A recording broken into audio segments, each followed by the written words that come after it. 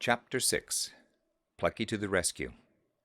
As the skirmish on the castle grounds quieted down, King Isidore realized the urgency of the situation. His soldiers and council members, however, were aware only of the immediate victory.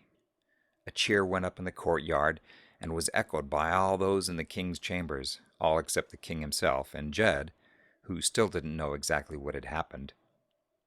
King Isidore was about to tell his council just how rash and premature they had been in their hasty conclusion, but he never got the chance.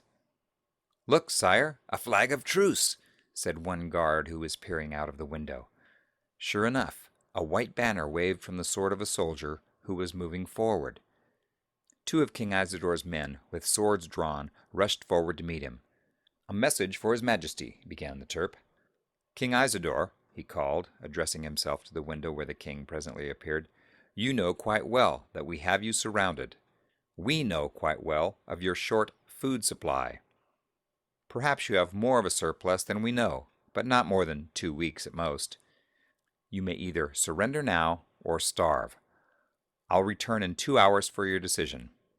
May I remind you, however, that starvation is a dreadful death. Good day."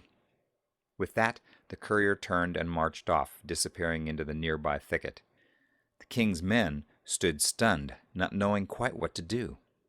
They had been in the midst of celebrating their victory. Now they faced certain defeat.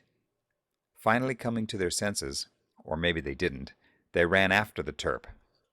One went down with an arrow just above his right knee. He was able to crawl back to the court, where he fainted from the terrible pain.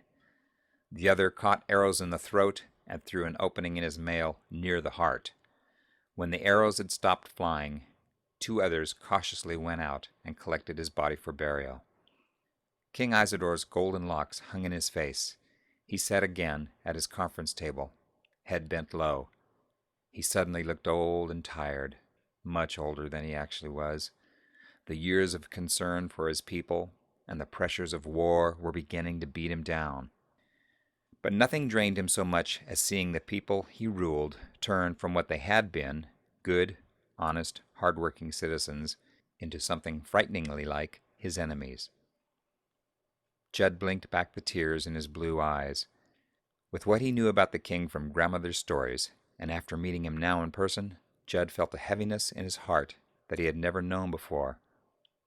It was anger and love all at once. He felt terribly sorry for the king, but he knew that the king didn't want sympathy. He felt anger at the citizens of Altura for the way they disappointed the king.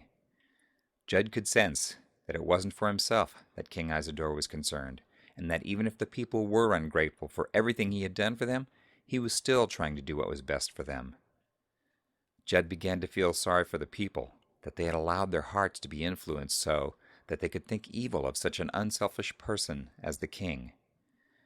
Judd loved the people of Altura, probably because the king did. That love gave Judd determination. He knew that he was obliged to do everything in his power, not only for the king, but for the people too.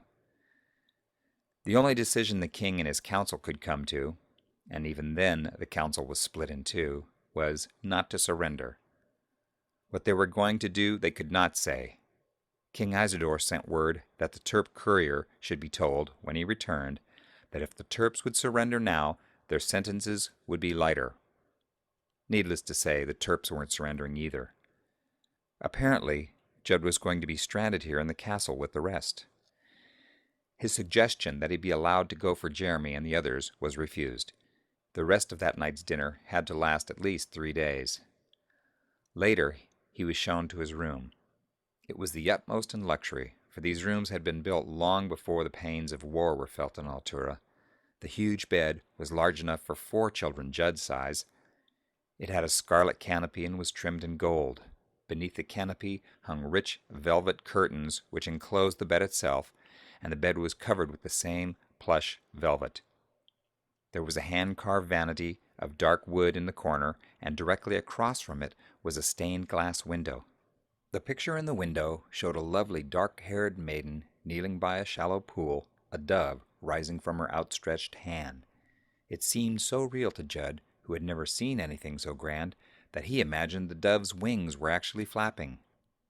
The beauty of the room was marred only by the abundance of dust. The maids had nearly all been released as the war dragged on. There wasn't money to pay them. The few who stayed did so out of love and loyalty. After looking about his room, Judd gently opened the window and strolled out onto the set stone balcony. And who should be waiting there patiently but Plucky? "I was wondering where you had gone," was Judd's first comment. "Just waiting to see what message you want me to take to Jeremy," said Plucky pertly. Judd slapped his forehead. "Why didn't I think of that?" he said. "Of course, you'll have no trouble getting through. In fact, you could go scout out the area and tell us where the Terps are hiding. Wait here a minute. I'll go tell the king." "Hold it. You're the only one who knows about me, and I don't want to let any grown-ups know. At least not yet," protested Plucky. "I don't think the king would doubt me," said Judd, defending Isidore. "He didn't laugh about the children's army when I told him." "I'm serving the king too," said Plucky, "and he will find out about me soon enough. Right now, I think it's best if nobody knows about me, and I need to hurry if I'm going to get to Jeremy in time." "I guess you're right," admitted Judd. "Tell Jeremy what has happened, and that we need help as quickly as possible." "Right," agreed Plucky. "I should be back before midnight. I'll bring you word from Jeremy when I come. Now, how do I find him?" Judd gave the squirrel directions to Grandmother's house, a description of Jeremy, and was about to send him on his way when he remembered the tunnel. "Wait, I almost forgot. Can you give Jeremy directions through the tunnel?"